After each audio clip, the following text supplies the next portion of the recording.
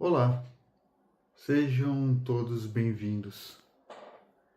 Tem textos que a gente lê durante anos e acha que já entendeu completamente, até que um dia alguma frase chama a atenção de outro jeito. E foi exatamente essa sensação que tive relendo o capítulo O Homem de Bem em O Evangelho segundo o Espiritismo. Porque durante muito tempo eu enxerguei aquele texto quase como uma relação de virtudes morais, uma espécie de orientação sobre como deveríamos agir. Mas, com o tempo, comecei a perceber uma outra coisa nele. Kardec parecia muito mais interessado em observar os mecanismos da alma humana do que simplesmente descrever comportamentos ideais. E uma das questões mais presentes naquele texto, embora quase nunca dita diretamente, é justamente a dificuldade que o ser humano tem de lidar com o próprio ego. Bem, vamos à nossa reflexão. Normalmente, quando se fala em orgulho ou ego, as pessoas pensam em comportamentos muito evidentes, alguém arrogante, autoritário, exibido. Mas as manifestações mais difíceis de perceber raramente aparecem desta forma. O ego costuma ser discreto, aprende rapidamente a se esconder atrás da inteligência, da bondade, da religião, da opinião forte e, às vezes, até da aparência de humildade. É curioso observar como isso aparece nas relações mais simples do cotidiano. Há pessoas que entram numa conversa não para ouvir, mas para prevalecer. Não estão interessadas na troca. Precisam sentir que saíram maiores dali. Às vezes isso aparece num tom de voz, numa ironia, numa necessidade permanente de corrigir os outros, ou naquela dificuldade de admitir que a outra pessoa também possa ter razão. E quase nunca percebemos isso acontecendo dentro de nós mesmos. Identificamos facilmente nos outros. Em nós, o ego costuma se apresentar com justificativas muito convincentes. Ele se disfarça de sinceridade, de senso crítico, de defesa da verdade, de personalidade forte. O problema é que, aos poucos, a pessoa passa a viver emocionalmente dependente da comparação. Precisa estar certa, precisa vencer discussões, precisa ser reconhecida, admirada, percebida como a mais lúcida ou a mais consciente. Kardec parece tocar exatamente nesse ponto quando escreve que o homem de bem não procura dar valor ao seu espírito, nem aos seus talentos, a expensas de outrem.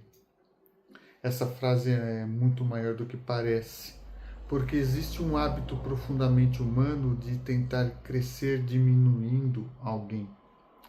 E isso não acontece apenas em grandes conflitos. Aparece nas pequenas convivências, nos comentários cotidianos, na satisfação silenciosa diante do erro alheio, na necessidade de expor defeitos, na dificuldade de ver outra pessoa recebendo atenção sem sentir algum desconforto interior. Vivemos numa época em que isso ficou ainda mais evidente. As pessoas desaprenderam a conversar sem transformar tudo em disputa. Em muitos casos, ninguém mais quer compreender ninguém. Querem apenas defender a própria posição. E quando duas pessoas entram numa relação tentando preservar a própria superioridade emocional, a escuta desaparece. Cada um apenas espera a oportunidade de reafirmar a própria imagem. Talvez por isso exista tanto desgaste nas relações humanas. Cansa viver sustentando personagens, cansa precisar parecer forte o tempo todo, parecer inteligente o tempo inteiro, parecer equilibrado o tempo inteiro. Há uma exaustão emocional escondida nessa necessidade permanente de construir valor através do olhar dos outros. E o mais interessante é que Kardec não descreve o homem de bem como alguém perfeito. Em nenhum momento há ali uma ideia de santidade artificial. O texto parece muito mais próximo de alguém que começou a observar a si mesmo com honestidade. Alguém que percebeu como o orgulho consegue penetrar até nas boas intenções, porque até a caridade pode alimentar a vaidade, até o conhecimento pode alimentar a superioridade, até a espiritualidade pode se transformar em instrumento de afirmação pessoal. Isso exige uma observação muito sincera de si mesmo. Não para culpa, nem para autodepreciação, mas para lucidez.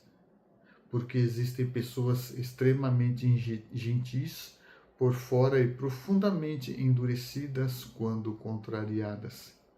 Existem pessoas que falam sobre humildade, mas não suportam ser corrigidas. Outras falam sobre o amor ao próximo, mas precisam diminuir emocionalmente quem pensa diferente delas. Talvez uma das coisas mais difíceis da vida seja perceber que o ego não aparece apenas quando sentimos maiores que alguém. Às vezes ele aparece justamente na necessidade constante de provar valor. E muita gente passa a vida inteira presa nisso sem perceber. O homem de bem, então, parece menos alguém que atingiu uma condição ideal e mais alguém que já não sente tanta necessidade de vencer emocionalmente os outros.